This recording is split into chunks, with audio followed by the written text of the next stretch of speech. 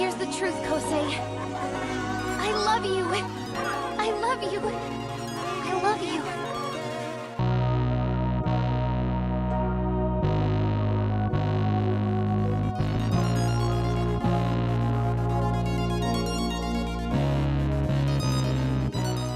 This anime didn't disappoint at all.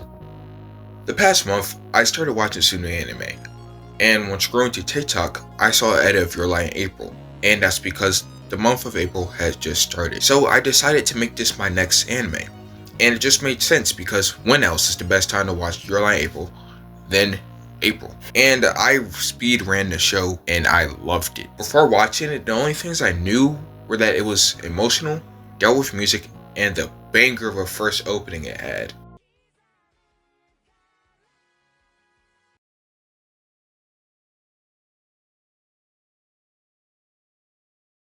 Even with seeing people online talk about the show and how they cried while watching it, Your Lie in April is something I just wasn't prepared for, with all the emotional scenes from pretty much every episode. Before I really get into the story, this anime is beautiful. Bro, I just immediately got the Cloverworks vibe. I'm not sure what studio did this. I didn't look that up, but I wasn't prepared for how stunning the visuals would be, how colorful it would be. So when I just first clicked it, that was the thought I had. Now getting into the story, I really like every character of Your Lie in April. Kosei is such a well-written character. Seeing his growth through the series was just another great watch. Tsubaki is a character I'm sure many can relate to because of her inner conflict with how she feels towards Kosei. Watari is a hilarious character, bro, and just a great friend towards Kosei, and that's shown many times. Plus, he's a key part in the story as he's a part of the lie that was told in April. He's that friend that just gets all the girls.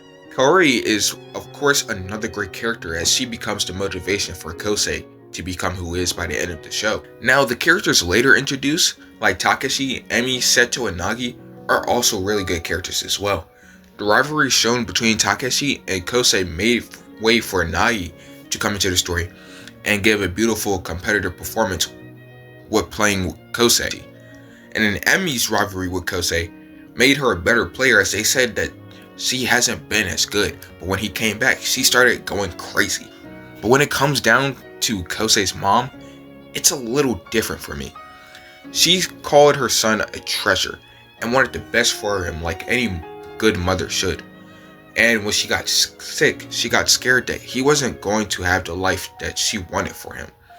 And she started becoming an abusive parent. This is where I am split between liking her because how good of a mother she was in the beginning, and then when she got sick and how terrible she became as a parent. Trying to make him the perfect pianist, she just destroyed his love for playing the instrument.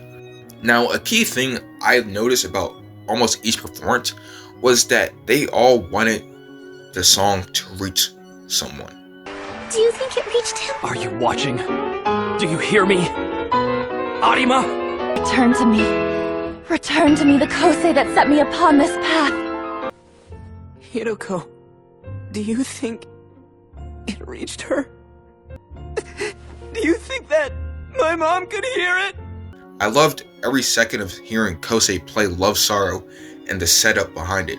How he wanted the song to reach his mother and it being his goodbye message towards her. The previous performances that he did were for Kaori. He wanted that song to reach for Kaori. He was playing for Kaori. But what makes this different is that he wanted it to reach his mother, like I said. Kaori selecting this song was really a sign for her mastermind ways. With how peaceful Kosei looked while playing this song, I can really understand why Tsubaki wanted him to play the piano again. If you had a friend and they were passionate about something and they just lost that, you would want them to get that because that was when you became friends with that person. That's who you became friends with. When it comes down to Tsubaki, I think her conflict gave one of the best emotional filled scenes in this series, which is Footsteps. This episode is a good look into the mind of Tsubaki. She finally starts to realize her feelings for Kosei and then describes her life as something that has stopped flowing, realizing that Watari and even Kosei's life are in motion. she finally starts to realize that her feelings for Kosei are romantical. While walking down the beach with Kosei, she steps into his footprints, realizing how big they were compared to when they were younger, and how her footprints were bigger than his. I like how they compare the things that happen in the childhood to things that happen in the present. Like when Kosei got hurt and then Tsubaki gave him a piggyback ride.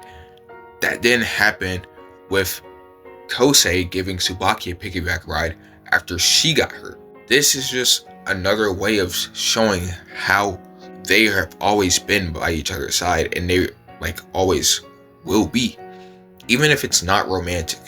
Back to the Footsteps episode, her reaction to Kosei saying that he's leaving for a school with a music program was an uppercut to my heart. Tsubaki was so against the idea that she could be in love with Kosei that she started dating someone else instead. And even dating Saito, all she did was talk about Kosei. I'm not gonna lie, if I was Saito, I would have left Tsubaki way earlier than he did. Like I said, Kosei's growth is obviously the best part of this show. That's because of the mastermind known as Kaori. When watching the anime, I was wondering why the show is called Your Lie in April. Finding out that it was called that because of Kaori never liked Watari blew my freaking mind. I honestly thought that she was in love with him, even though how much of a player he was. But no, the whole time, Watari was technically friend A. Even Watari realized that he wasn't the person for Kaori. Later on, it really started to show. One time they were in the hospital and they were on the roof, and she was just talking about how all the things she wished she was able to know about him, what his favorite food was and stuff like that. Then she just started breaking down. That's really when I realized that she loved Kosei. Now, going back to Kosei, Naoshi Arakawa, the author of Your Lie in April, put Kosei through hell. Man, bro, him having to see Kaori almost die in that hospital, and then later leaving and seeing the black cat that was following him dying on the road afterwards was pure pain. The final episode really shows the full beauty of Your Lie in April. This final performance tested my will of not crying, and man did I almost lose. The death of Kaori being imagined while she is playing her violin with Kosei was heartbreaking, as they never got to play together again as much as they wanted to. It hits you because first, you don't really understand what's going on until you see the expression on Kosei. The message Kaori left might have to go down as one of the best plot twists in anime. She was someone that practically lived in a hospital, but wanted to live the last bit of her life she had with Kosei by her side. That's where we learned that not only did Kosei's world become colorful, but Kaori's did too. The final moments when he's reading Kaori's letter is so good. How he's talking to her internally, and he's telling her that none of the things they did was trivial. He's answering the questions she put. How she was able to live in his heart, and he described it as her barging in. Then the end of it, when she's telling him that she loved him. This was the part, bro. Oh my god. And then how he's smiling all through this. He's okay now. Showing this is just another way of showing his character growth. And then the last bits of the episode. The season when we first met. A springtime. Without you. God, this anime is good. I can't stop explaining how great this anime is. From Kosei being mentally isolated to being full of happiness, and Kaori slowly dying but still living more than many. Your Lie in April is a reminder that we should live life to the fullest, like there isn't a tomorrow. I can't believe it took me this long to watch it.